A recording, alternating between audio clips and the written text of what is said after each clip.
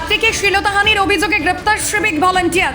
এক কলেজ ছাত্রীকে শ্লীলতাহানির অভিযোগে এক সিভিক ভলান্টিয়ারকে গ্রেপ্তার করল পাথর প্রতিমা থানার পুলিশ। ধৃত সিভিক ভলান্টিয়ারের নাম অমিতাভ বারুই। রবিবার ধৃতকে কাকদ্বীপ মহকুমা আদালতে তোলা হয়। পুলিশ ও স্থানীয় সূত্রে জানা গিয়েছে, এক ছাত্রী কলেজের একটি অনুষ্ঠানে যাওয়ার জন্য বাড়ি থেকে বেরিয়েছিলেন। সেই সময় ওই সিভিক ভলান্টিয়ার তাকে রাস্তায় দাঁড় করিয়ে শ্লীলতাহানি করে। এই অভিযোগে ওই ছাত্রীর পরিবার পাথর প্রতিমা থানায় একটি লিখিত অভিযোগ দায়ের করেন।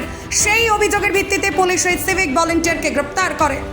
অমিতাভ বারুই নামে একজনকে পাথর প্রতিমা থানায় গ্রেপ্তার করে কাকদ্বীপ আদালতে নিয়ে এসেছে। এই অমিতাভ বারুই পাথর প্রতিমা থানার একজন সিভিক ভলেন্টিয়ার। গতকালকে পাথর থানায় এক ভদ্রমহিলা অভিযোগ করেছে যে তার মেয়ে পাথর প্রতিমা মহাবিদ্যালয়ের দ্বিতীয় বর্ষের ছাত্রী গতকালকে নবীনবরণ অনুষ্ঠানে বাড়ি থেকে বেরিয়ে যাওয়ার জন্য যখন রাস্তায় আসে, তখনই এই সিভিক ভলেন্টিয়ার ওকে রাস্তায় আটকায় এবং টোটোতে জোর করে তুলে নেওয়ার চেষ্টা করে এবং শ্লীলতাহানি করে, ওর মোবাইল এবং টাকা পয়সা কেড়ে নেয়।